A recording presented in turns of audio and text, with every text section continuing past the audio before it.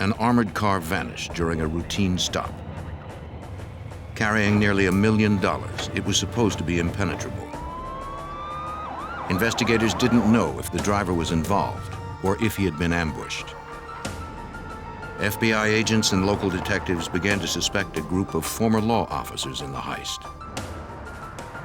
It would take determination and high technology to track the robbers and make them pay for their silent strike.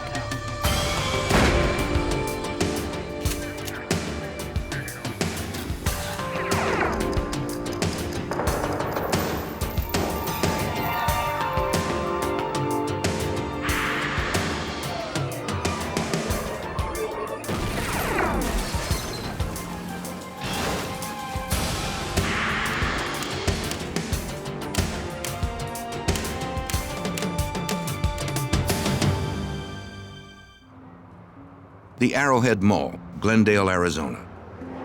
November 28, 1994. At 1:30 p.m., a van pulled up outside a department store at the mall. It was an unmarked, fully armored Wells Fargo vehicle. Several companies use these customized vans since they are less conspicuous targets for robbery.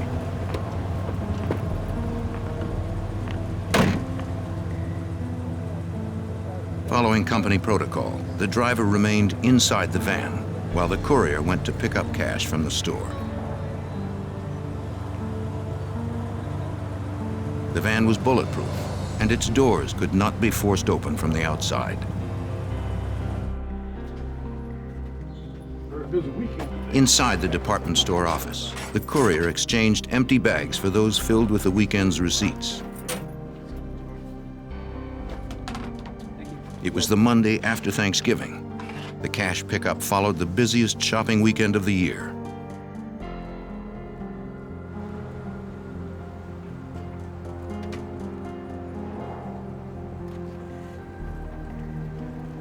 When the courier returned to the parking lot minutes later, the armored van and the driver were gone. He notified police immediately.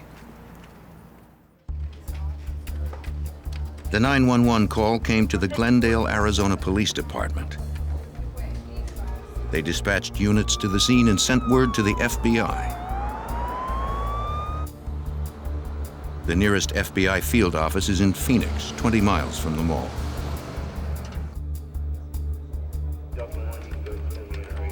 Because the money in the van was federally insured, the FBI opened a case. Agents headed out to the scene. Glendale detectives arrived at the mall first. They began interviewing the courier. He said he had been gone only 4 minutes when he discovered the van and his partner, John McGosh, had disappeared. The courier estimated the amount of cash, checks, and coins in the van to be just over $1 million. Detectives interviewed others at the mall. None reported seeing or hearing anything unusual.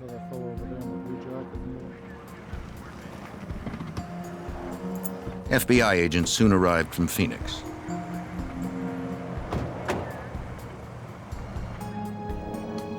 Evidence technicians had processed the area. Where the van had been parked, they found a cigarette butt and a pair of broken eyeglasses. The courier confirmed that his partner was a smoker and said the glasses looked like those McGosh needed when he drove.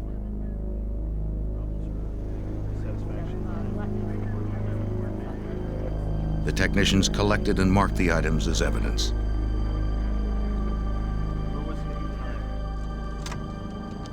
David 44 to Detective David Tom Clayton is a senior investigator for the Glendale Police Department. I think the first thought when we saw the van missing was the driver took off with the money and was going to leave town. We also considered somebody could have robbed him. With the glasses laying there, we weren't sure if it's, was it a setup or did something really happen? We explored every possibility we could think of. Supervisory Special Agent Stephen Chenoweth, now retired, was the lead for the FBI. The investigators organized a search for the van and its driver, believing that whoever took the van would abandon it soon in favor of a getaway car.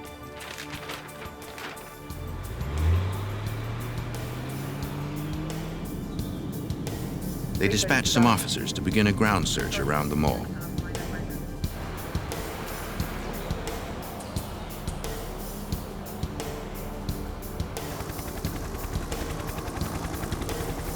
Pilots from the Arizona Department of Public Safety conducted an aerial search.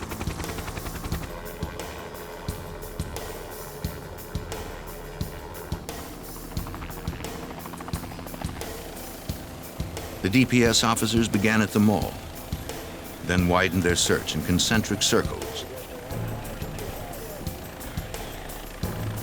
looking for the van in the surrounding neighborhoods.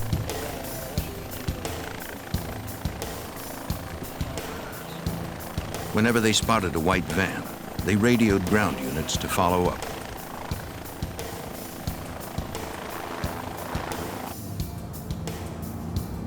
Special Agent Chenoweth and the others knew most armored car robberies are inside jobs or armed ambushes.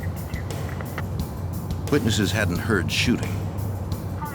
Perhaps the driver had decided to trade his hourly wage for $1 million. Certainly, the van is supposed to be locked and the driver inside, and therefore inaccessible. The fact that the van is missing would lead us to initially at least think about the possibility of the guard driver being involved. Investigators sought more information on the missing driver. We investigated John McGosh. First off, we started running his name in the computer to see if we could find any arrests or if he had a criminal history. We started through the Wells Fargo file, his employment file, looking for relatives, friends, where he lived. After securing a search warrant, investigators traveled to his apartment. His landlady let them in. The investigators were looking for evidence that McGosh had planned the robbery.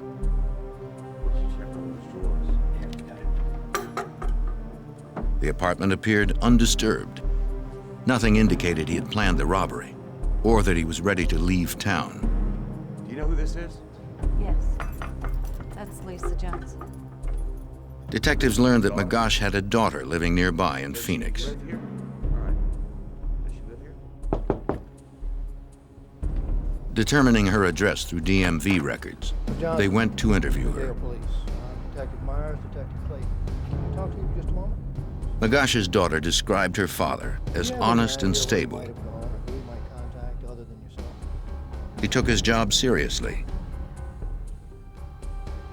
Police found others who said the same. McGosh had no criminal record. Well, right now, your father and the Detectives began to consider the 61-year-old grandfather not as a suspect, but as a victim. John McGosh had a good reputation. We talked to family, friends, relatives, co-workers. He was a person that did not have a lot of requirements in life. Money wasn't a big concern. Based on the background we did on him, we didn't believe he was going to be involved in the crime. With McGosh eliminated as a suspect, the investigators were back to square one. They needed the public's help. Certainly when you don't have eyewitnesses, you try and put as much information out in the form of press releases, newspaper articles, things of this nature, in hopes that it would reach somebody that maybe saw something that otherwise had not heard about it. That afternoon, the FBI and Glendale police held a press conference. I wanted to give you an update on bank heist outside the mall earlier. We do know They released photos and descriptions of the missing van and driver. as of yet we have very little. Anyone who had seen John McGosh or the Wells Fargo van was asked to contact the FBI. Investigation without assistance. A reward of $60,000 was posted for any tip leading to the recovery of the money and the conviction of those involved. Anyone who may know where the van is at this point. Hours later, a 911 call came in from a church in Sun City, Arizona, just outside Glendale.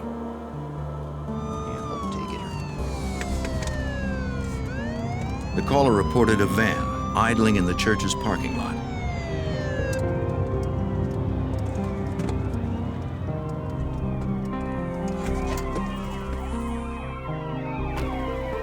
Parishioners arriving for a Monday night bingo game noticed the van, which fit the description in the news reports.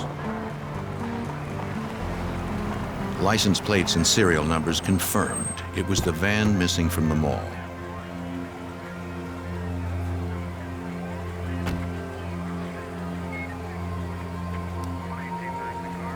Investigators approached cautiously, not knowing who or what was inside.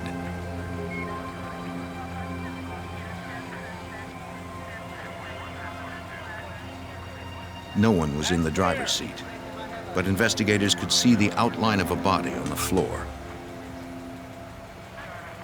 They tried to open the van, but the armored vehicle was impenetrable, even to the agents. The engine was going, it was locked, and a cursory examination initially of the inside disclosed the body lying in the center. In order to gain access to the van, of course, we had to call the armored car company.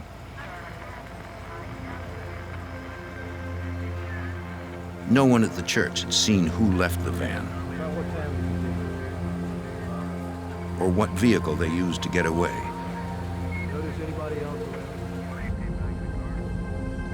Checking the body through the window, police could see blood on the chest near a Wells Fargo badge. There was no sign of breathing.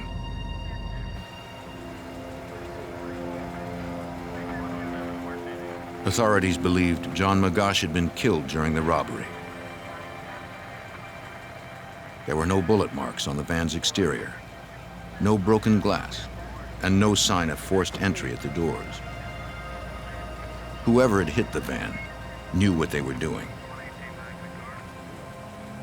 An armored car robbery is a pretty sophisticated crime, and it takes a lot of detailed planning. And so we knew after finding the van and finding the body that we were up against probably some people who had thought this out very well, planned it extensively, and certainly would not stop at murder in carrying this out. Investigators needed to get inside the van to know what happened.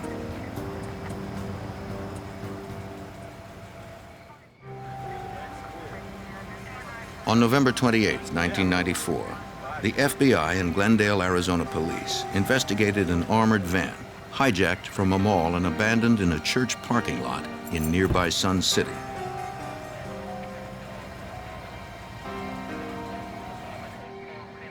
The driver, 61-year-old John Magosh, lay dead in the cab. He had been shot once in the head, but his death was not instantaneous. Technicians noted aspirated blood spatter, indicating Magosh had continued breathing after being shot.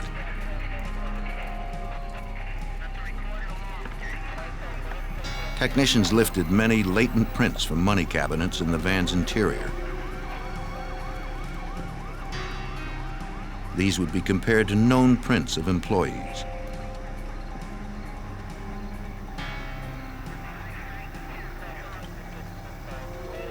No foreign prints were found. No hairs or fibers pointed toward a suspect either. Inside the van, investigators found $132,000 in coins. The cash and checks, estimated at $920,000, were gone.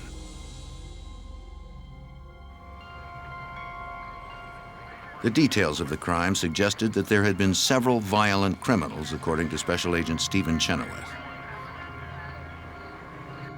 After looking at the van, we knew that we were probably dealing with certainly more than one person, because this would be very difficult for one person to accomplish. So we knew we were looking probably at least two or more, and very vicious and violent people who certainly would not stop at anything in order to obtain their goals, which was the money located inside the van. To Glendale Detective Tom Clayton, the placement of the van outside Glendale city limits spoke to the criminal's understanding of police procedure. We believed they dumped the van in Sun City to get it out of our jurisdiction into another one to complicate the investigation and communication of police agencies, maybe hoping we would not be able to link the two things together right away. During the autopsy of the armored car driver, the medical examiner retrieved several small bullet fragments from the left side of the victim's head. The fragments were too damaged to determine the make of the murder weapon. It seemed like a small caliber, perhaps a .22. The medical examiner found no powder burns on the victim's head. This meant he had been shot from a distance.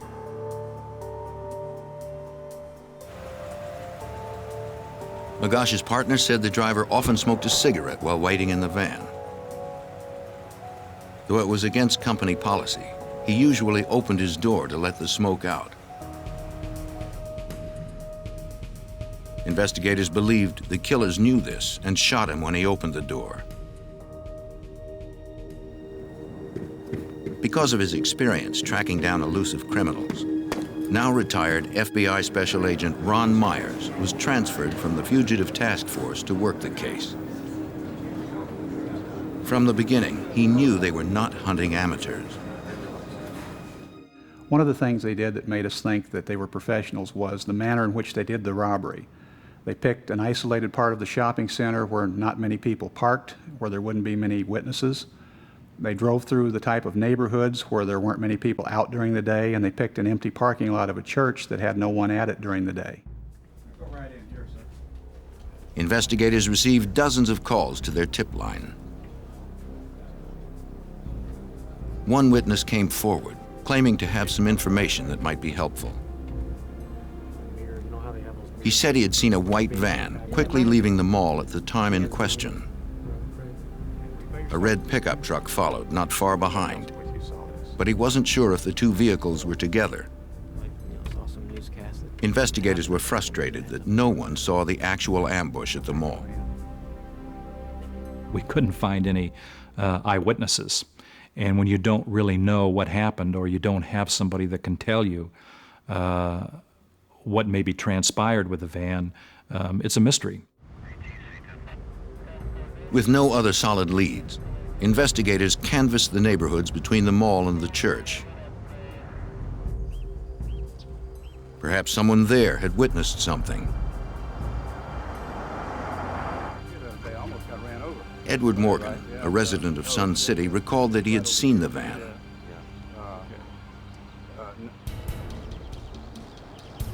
On the afternoon of November 28th, Mr. Morgan was returning from the post office when he noticed the van. And Mr. Morgan stopped because he thought they weren't going to stop for the stop sign and was afraid he'd be hit. At that time, he noticed the white van with this red truck shortly behind it, both speeding through the intersection and driving off. And he thought that was kind of unusual, not only the way they were driving, but the way that the red truck seemed to be following the white van. Mr. Morgan couldn't recall details of license plates or the face of the van's passenger. Desperate for a break, investigators wanted to place him under hypnosis to jog his memory.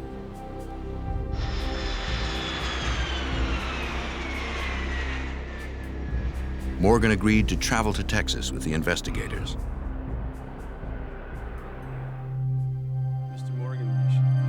There they met with a forensic hypnotist. Perhaps under hypnosis, the witness could remember more details about the incident. Statements made under hypnosis cannot be used in court, but some police agencies find it to be a helpful investigative tool.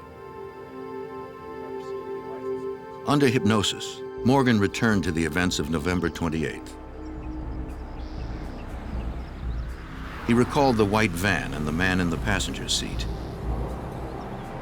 Investigators now believe there were at least 3 people involved in the heist, 2 in the van and one in the red truck.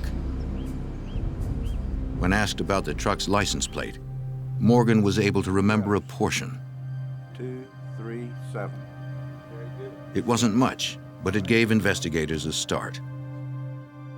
We had to go to the Department of Motor Vehicles to run all combinations of those license numbers, and that produced several hundred possible vehicles because Arizona does not have color on their motor vehicle registration. So we knew we were looking for a particular type of truck, but from looking at the motor vehicle registrations, we didn't know what color they were on the registration, which meant we had to do interviews of everybody on the list.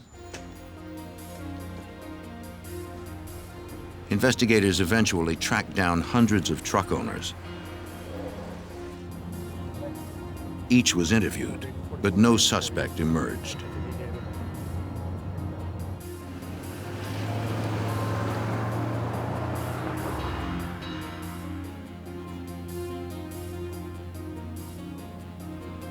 With his refreshed memory of the van's passenger, Morgan worked with a police sketch artist. There was no guarantee that the details recalled through hypnosis were accurate, but authorities were ready to try almost anything. The FBI released the drawing to the media. For nearly a month now, police and FBI have continued looking for suspects in the global armored... The FBI and Glendale, Arizona police believed 3 men were involved in the robbery homicide. Yet, as the end of 1994 approached, they still didn't have suspects.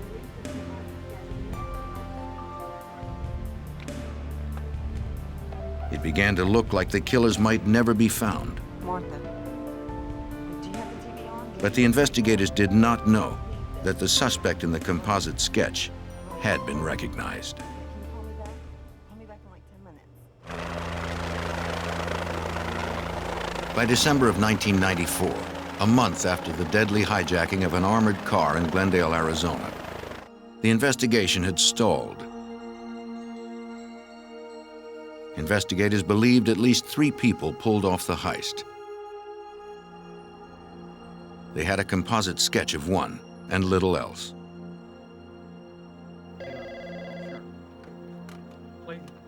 Then, on December 31st, the investigators received a call. A Mesa, Arizona detective had been told that a local woman had information about the crime. Okay, thanks. A background check showed that the woman had a suspended license. This would make it easy to bring her in for questioning without arousing suspicions. The FBI asked local law enforcement to pick her up on the suspended license charge.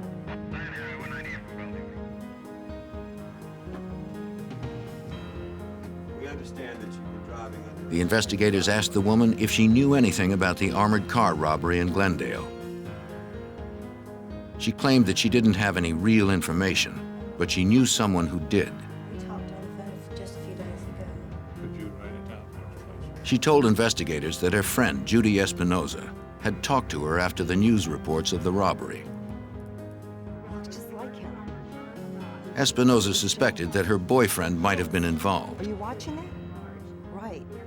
Right. They're saying he might be connected with the armored car. The woman told the investigators where Espinoza worked. The investigators spoke with Espinoza. Good afternoon, Miss Espinoza.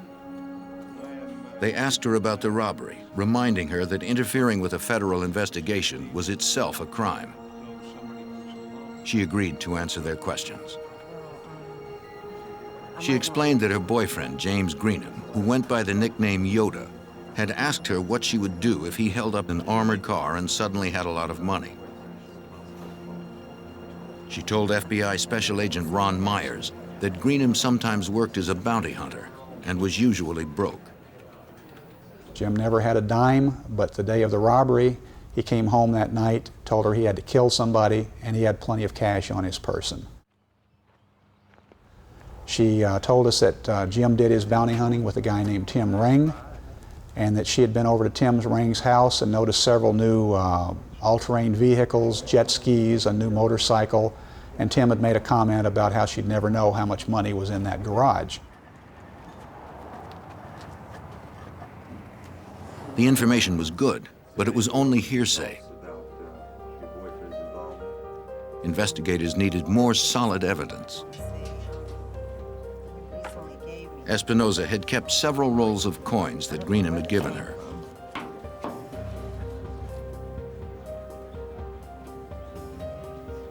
The wrappers were consistent with those used by merchants on the armored van's route. More than a month after the crime, the investigators finally had names. They looked into the two suspects' backgrounds. FBI Special Agent Stephen Chenoweth was familiar with the name of one of the men. Tim Ring had been used as an informant in other FBI cases. We had paid him for some information that he had furnished us in the past, and you know, in order for us to get information from informants, you aren't dealing with priests and with good people. You're dealing with bad guys out there, and Ring's a bad guy. And when you're ready, focused, squeeze the trigger. Tim Ring and James Greenham had worked as prison guards in Phoenix and now worked bounty hunter jobs together. Front sight or through the crosshairs. Both had many hours of firearms training. Any questions? Okay, Joan. Ring was an expert marksman. Fire when ready.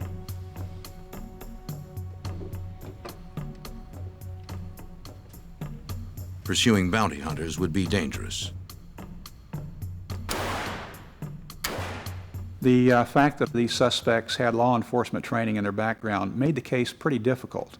For one, they would be schooled in surveillance techniques. If they were looking for somebody following them, they'd know what to look for. They'd know what to expect anybody following them to do. So we had to be very cautious when we were following them around. The FBI and Glendale police began 24-hour ground and air surveillance. They had to be covert. You know, if they're looking for air surveillance, they're looking up, you know. Well, we're way over here, because we can't see anything if we're right up here, you know? So we're way over here, way over here.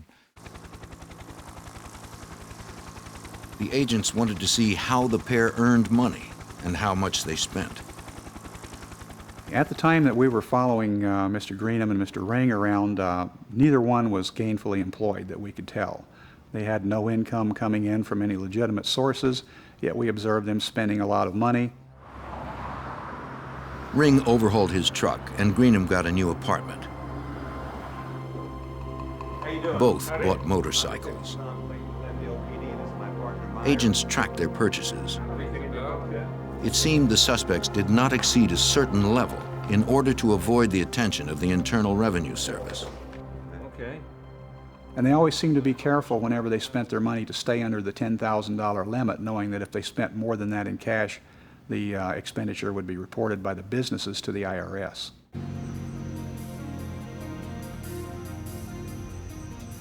Investigators continued tailing Ring and Greenham, building a list of associates. They photographed everyone the suspects met. They still didn't know who the third partner was. Glendale detective Tom Clayton hoped surveillance would spot the three meeting somewhere. We would watch them go to restaurants where they would meet. We would see them go to strip clubs where they met a couple dancers that they knew.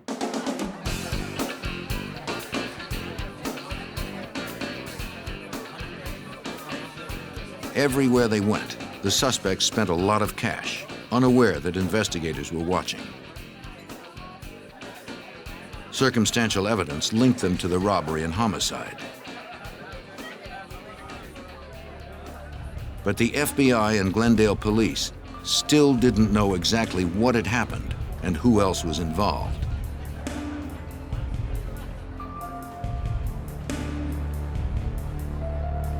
Somehow, the investigators had to get inside the bounty hunter's shadowy world.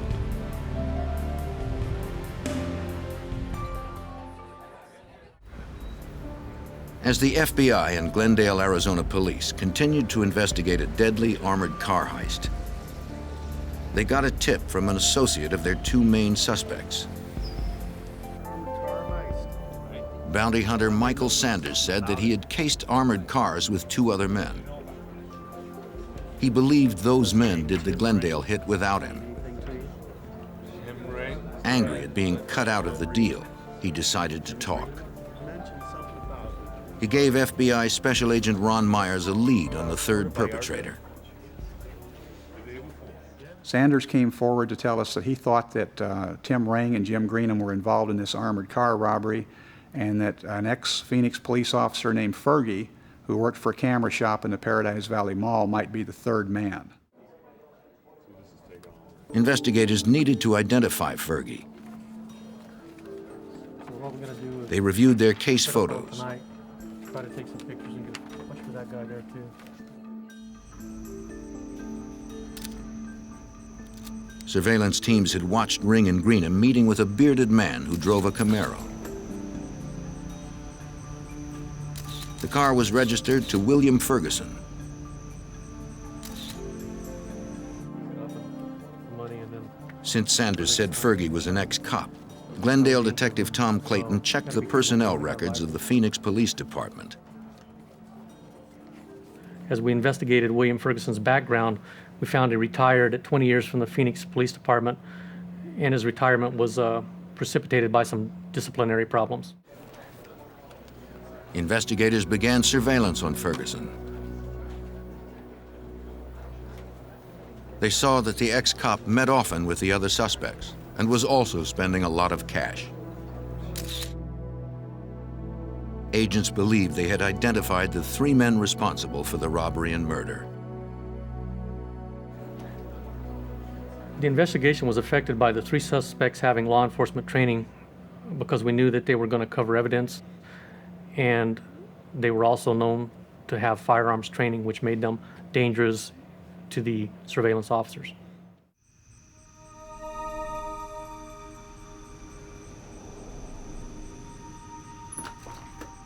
Detectives and agents needed evidence linking the men to the crime.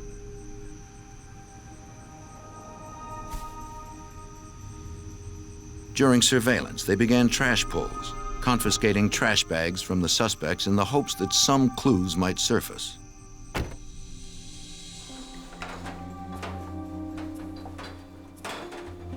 FBI technicians examined the trash.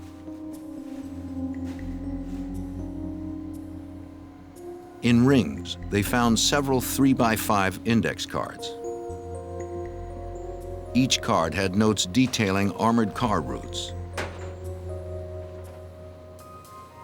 Analysis confirmed the handwriting was Ring's. But investigators needed more. They wanted tapes of the suspects discussing the crime. All three men had keys to James Greenham's apartment. FBI Special Agent Stephen Chenoweth believed they used the apartment as headquarters. Timothy Ring was married, had a wife, children, and I think the likelihood of discussions occurring in regards to this armored car robbery at his house were somewhat remote, but we felt that they were occurring at Greenham's residence, so that was the impetus for which we decided to go ahead and proceed and place a listening device inside the apartment of Greenham. Special Agent Myers was part of the team that entered the apartment to place the bug.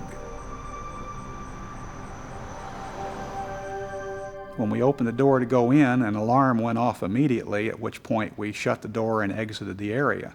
We had to come back at a later time with an expert in alarms. And when we went in the door that time, we learned that it was just a real simple motion detector sitting on top of the refrigerator, and all we had to do was just flip the off switch. It wasn't anything sophisticated at all.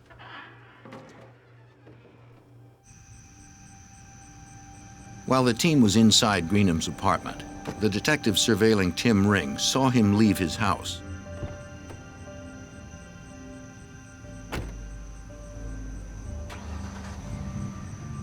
Ring owned a red truck like the one reportedly seen following the van.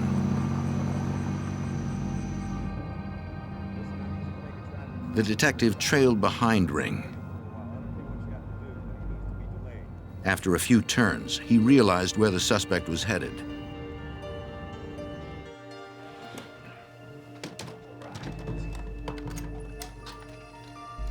Agents were still in the apartment.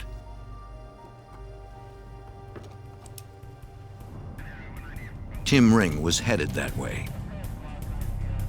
Ring often went to Greenham's place, even when Greenham was out. If he went to the apartment, he would interrupt the planting of the bug. His license is under suspension. Then run his plate. The team inside needed more time. I'll pull him over and hold him until you get her. The detective called in a uniformed officer to stop Ring for speeding. Anything to delay the suspect.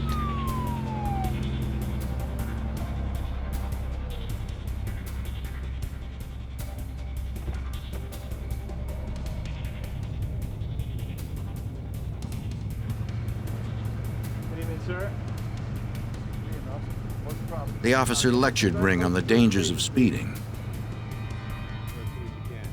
Detectives wanted to keep him busy while the team finished at the apartment. Let's go, gang. They're on their way over. Okay, put everything away. Let's get this thing back. They made it out just before Ring arrived.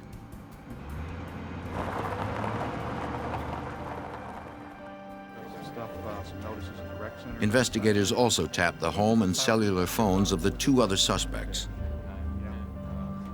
To get them talking, Supervisory Special Agent Stephen Chenoweth released false information about the case. We decided to make a press release talking about the investigation, which we thought when they would hear would certainly generate some telephone conversations and other discussions amongst these three suspects.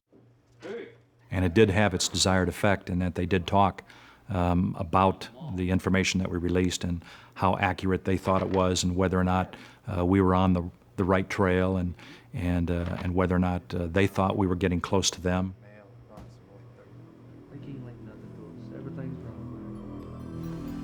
As the suspects talked, the investigators listened.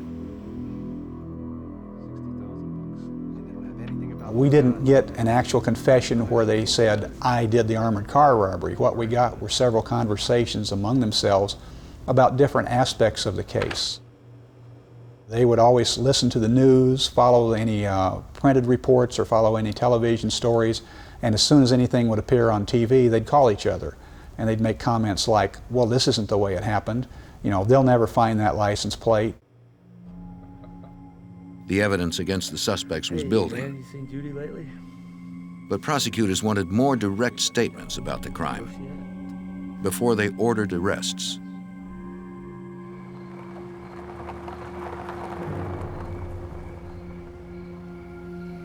Investigators provoked the suspects one more time.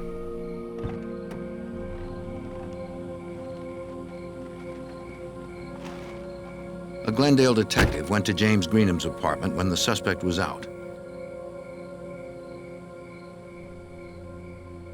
On the door, he left his business card with the note, Lead 173. Investigators watched Greenham's response to the card. He knew what the note meant. The authorities considered him a lead.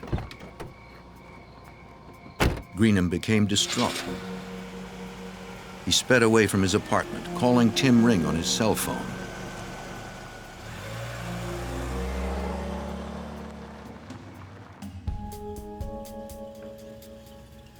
Agents kept watch from an airplane and listened in on the phone taps. Tim, man, listen. Greenham drove out into the desert before stopping. Business card in my door.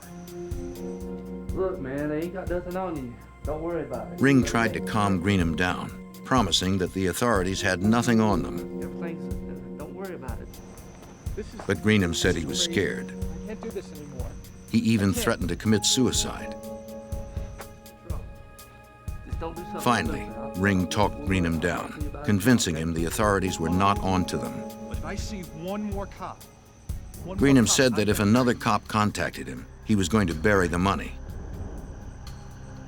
It seemed a direct reference to the crime.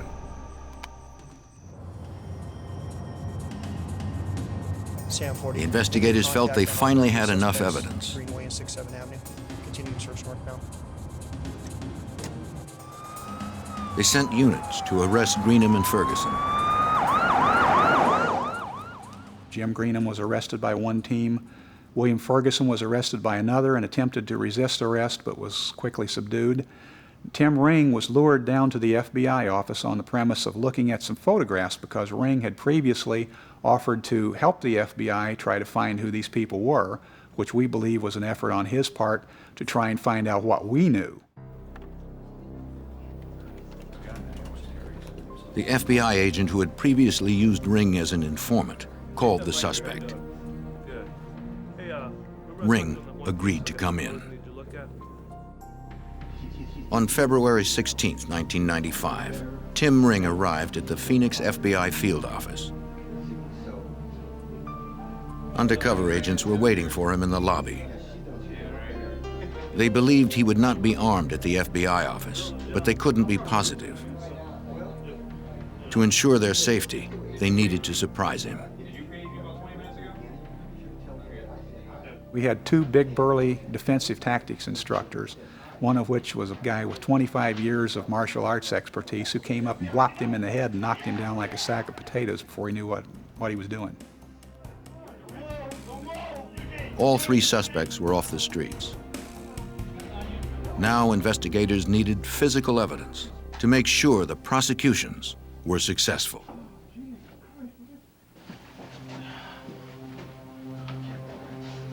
On February 16, 1995, after arresting 3 men for an armored car robbery and murder, FBI agents and Glendale, Arizona detectives searched the suspects' residences.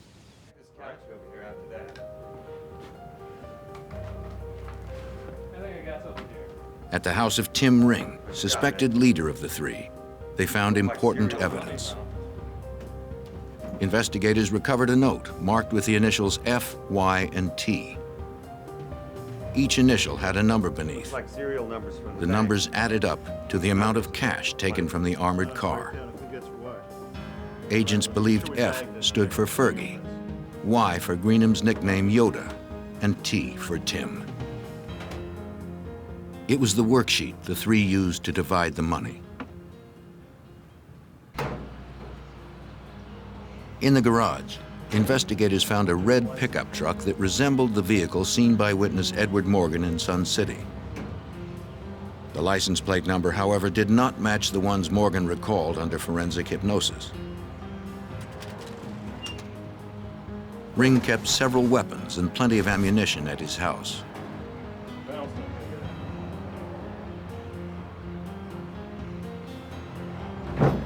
In a duffel bag, agents also recovered $270,000 in cash.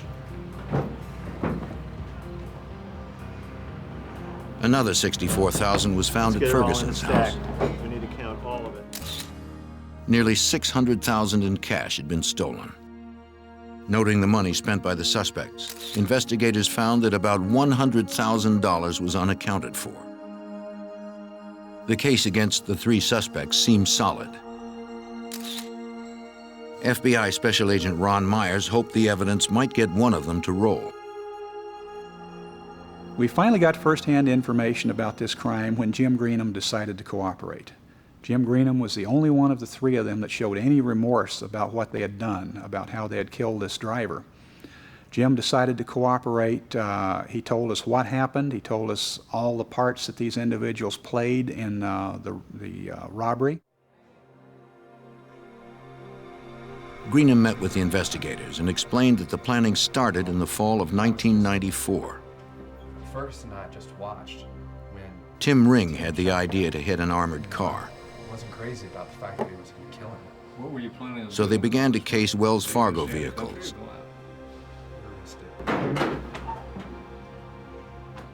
They drove around Glendale, following different trucks and vans on their routes. Then they zeroed in on the van driven by John McGosh, tailing it for days. They managed to observe this one particular armored car making several stops, and they noticed that every time the messenger would get out to make a delivery, the driver would open the door about 8 inches to smoke and blow the smoke out the side of the door. They observed the driver at several stops, and they noticed this one particular stop on the back side of a shopping center and noticed that he always parked in the same position. On November 28, 1994, the Monday after Thanksgiving, a day they were sure a lot of money would be in the van, they were ready to strike.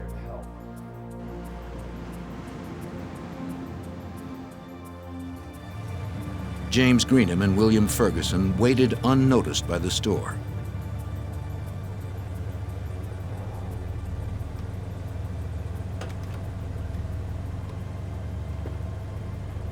They watched until the courier was out of sight. As if on schedule, McGosh opened the door to smoke. Tim Ring was parked 50 feet away, a stolen license plate on his truck. The expert marksman had a silencer on his .22 caliber rifle, so no one would hear the shot. He aimed through the opening and fired once. The force must have knocked McGosh's glasses to the ground. With the driver down, the van was unprotected. No one noticed the vehicle speed away.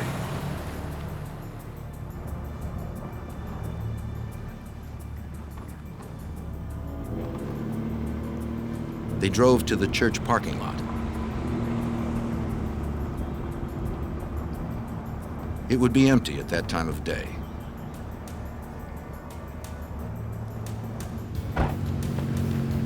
They transferred the money and checks to the pickup. They knew authorities would be searching for the van.